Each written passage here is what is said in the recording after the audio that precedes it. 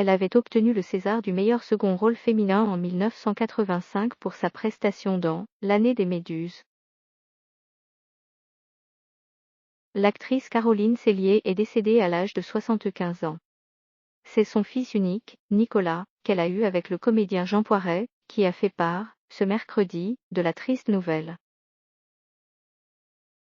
Une grande histoire d'amour et de cinéma avec l'acteur Jean Poiret. Née le 7 août 1945, à Montpellier, Caroline Cellier, de son vrai nom Monique Cellier, a étudié au cours Simon avant d'apparaître en 1964 sur le petit écran dans La Mégère apprivoisée, avec Bernard Noël, et sur scène, dans Croque-Monsieur, et Du vent dans les branches de Sassafras.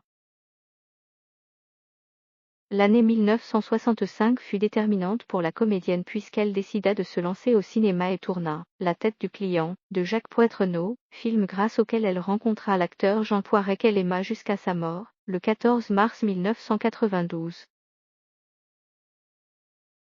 Après des années de vie commune et un fils né en 1978, le couple s'était marié en 1989, à la mairie du 16e arrondissement, à Paris. À la fois drôle, piquante, sexy et bouleversante, elle était aussi à l'aise dans les drames que dans les comédies. Je suis plein de femmes à la fois. Mes rôles me font avancer aussi bien dans mon métier que dans ce que je suis, avait expliqué l'artiste dans une interview accordée au Figaro en 2010. Elle aura collaboré avec de grands réalisateurs comme Claude Lelouch, La vie, l'amour, la mort, Claude Chabrol, Que la bête meure, et Édouard Molinaro, Les aveux les plus doux, Les merdeurs. La consécration est intervenue dans les années 1980 grâce à des longs métrages tels que 1000 milliards de dollars, d'Henri Verneuil, dans lequel elle donnait la réplique au regretté Patrick Dewaer, Surprise Party, de Roger Vadim, et Poulet au vinaigre, qui signa ses retrouvailles avec Claude Chabrol.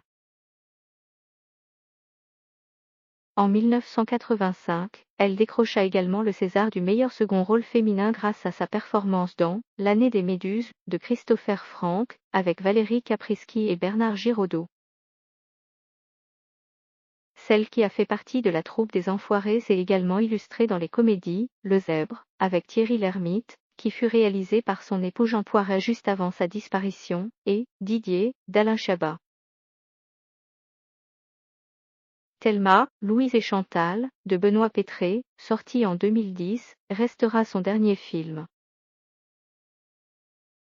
Caroline Cellier, qui était plus discrète ces dernières années, avait par ailleurs obtenu une nomination aux Molières en 1999 pour son rôle dans Un tramway nommé Désir, de Tennessee Williams.